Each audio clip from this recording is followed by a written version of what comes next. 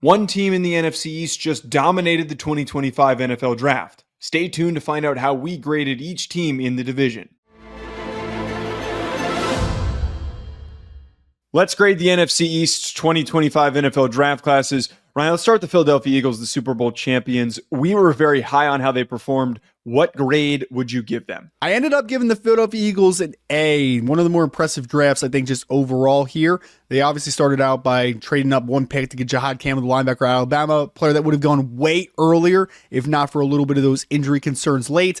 Andrew McCuba in the second round, Joe. You know I'm a huge fan of him. He's actually my safety 3 in this class. And then I think they found a lot of late round values as well. So from start to finish, I was really impressed by what the Philadelphia Eagles were able to accomplish. They had a ton of late day 3 picks, and I think that they capitalized on it perfectly. Smile Munden, the linebacker from Georgia, at the very least, is going to be a really good backup linebacker who has the athletic traits, was banged up this past year for Georgia, has those traits to maybe start somewhere on this team or at least be rotational. Kyle McCord could compete and win the backup job here for the Eagles, and he's a local kid, which is great to add him into the mix. And then the last pick, Ryan, that you and I loved was them taking Cameron Williams out of Texas. Now, there's concerns a little bit of like how focused he was, how motivated he was from what we heard at the NFL Combine.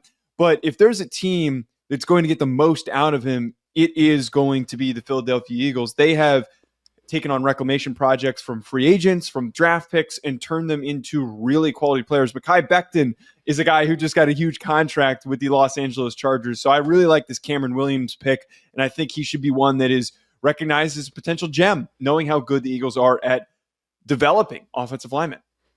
Yeah, no, I agree completely. I literally wrote an article at A to Z Sports about Jeff Stoutland and just kind of the reclamation projects. You mentioned Mekhi Becton, but it's even taking some really talented toolsy guys out of college and developing them into some of the best offensive linemen in the NFL. I mean, you talk about what he's done with Jason Kelsey, Lane Johnson is a former quarterback, tight end, defensive end that eventually moved to offensive tackle at Oklahoma. He has done a tremendous job. Cam Jurgens just got a huge contract. So adding a Cam Williams that late in the draft as a little bit of a day 3 dart throw, I think is going to be really good with Coach Stoutland. Moving to the Washington Commanders, who are trying to challenge the Eagles to win the NFC East in 2025. What grade would you give them? They only had 5 picks, by the way, which is nuts. But what grade would you give them? I give him a B-, which might be lower than some people on this. I don't hate the Josh Connerly pick, the offensive tackle out of Oregon, but I also don't love it. I mean, we've talked about that. That's one guy that I just think I'm a little bit lower on than the consensus was during this draft season. And then after that, Joe, it's like Trey Amos, not a huge fan. And then moving down the board, I think you're gambling on some athletic traits, but I just didn't see enough outside of maybe Connerly of instant impact players, in my opinion, guys that are going to come in and contend to not only be a playoff team again, but hopefully win a Super Bowl in the 2025 season. We're moving in lockstep here with our grades on these. I had a B- as well, and it comes down to the fact that the first 2 picks, solid picks, guys that should start for them this upcoming season. Connerly could be playing right tackle for you. He's one of the higher floor offensive linemen, and you needed a guy who was just going to elevate the floor. He was a guy that was just going to step in and play at a consistent level. I don't know if he ever really transcends into a Pro Bowler, but as long as you have consistency and a young, consistent player protecting Jaden Daniels, that is a win. Trey Amos, his value where he was taken at the end of the second round is a good spot, but overall, I do feel, and it's to the fault of the fact that they used draft picks to make trades this offseason. So like going and getting Deebo Samuel was a smart move for them. But the rest of these picks are guys that probably won't start, that will be backup players.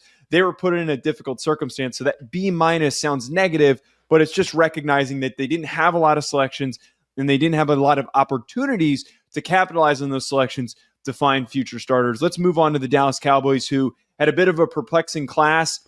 Rumors are saying that they might be trying to go after a receiver via a trade after the draft. But how would you grade the Dallas Cowboys 2025 NFL class? I gave it a B+, and it's not going to be an A because of, like you said, they didn't hit on a couple key needs, earlier round running back or wide receivers, but they got a bunch of really good players, man. Like Tyler Booker in the first round, the offensive guard out of Alabama, the pick 12. I like the pick, even though some people think it's a little bit high. You got Siobhan Revel in the 3rd round out of ECU, the talented corner who would have went a lot higher not for the injury. And I really think here's my sleeper. Here's a deep sleeper. 7th rounder, Jay Toya, the defensive tackle out of UCLA. don't be shocked if he's a part of the rotation and on early downs and be able to contribute hopefully to this team in 2025. Yeah, Toya's a guy who they need just some meat in the middle. Pause on that. Meat in the middle to slow things down against the run. And that was what they've been lacking.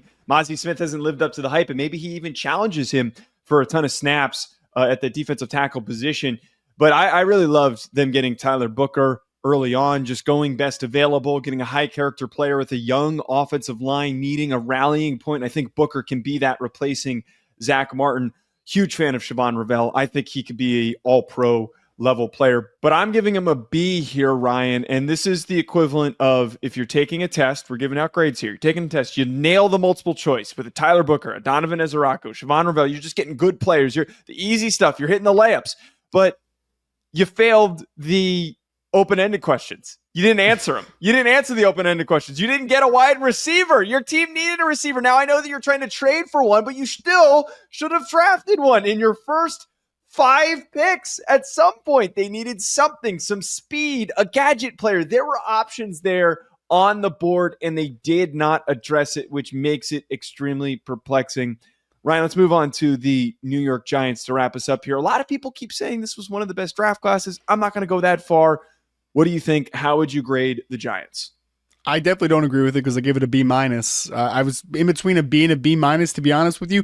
I love the Abdul Carter pick, the defensive end out of Penn State with the number 3 overall selection. I love Darius Alexander in the first pick in the 3rd round. A couple tremendous players, in my opinion, but trading up into the 1st round to take Jackson Dart, we don't have to rehash that. I don't think that one's going to end up very well. And then Cam Scadaboo as your running back early in the 4th round, I just thought was a little bit of a reach. So a couple too many reaches in this class for the Giants, like a lot of what they did, but also some things left me a little bit puzzled.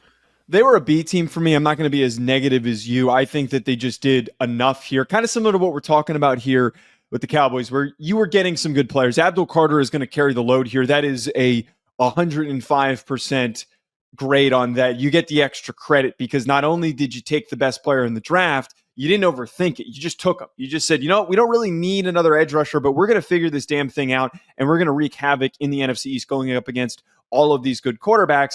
The Dart pick's the Dart pick. I think that it's not just the Dart pick. You traded up for the Dart pick. I mean, there's context there. There's context.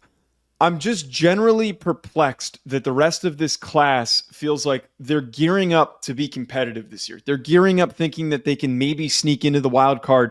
None of this class to me is like upside. It's not really a lot of swings of, I think that this guy is going to develop into a starter when Jackson Dart is starting for this team in 3 years. I feel like Darius Alexander, who's an older prospect, is going to contribute early. I think that Cam Scadaboo, you'd have a desire for him to hit the ground running, all of these things.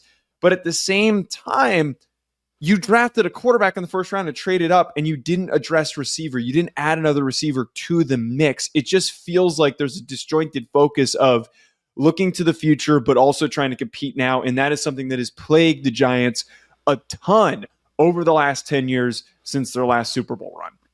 Yeah, well, I mean, it easily phrased. You're a coaching staff and a general manager that are on the hot seat, and you traded back in to take a backup quarterback in 2025. That's what you did, and that is the flaw of this process. Scadaboo, no, I don't dislike Cameron Scadaboo out of Arizona State, but I do think there were better running backs on the board. I just don't think he did enough to be competitive in 2025. Folks, comment below if you agree with their grades or not. Hit that like button and subscribe. We'll talk to you later.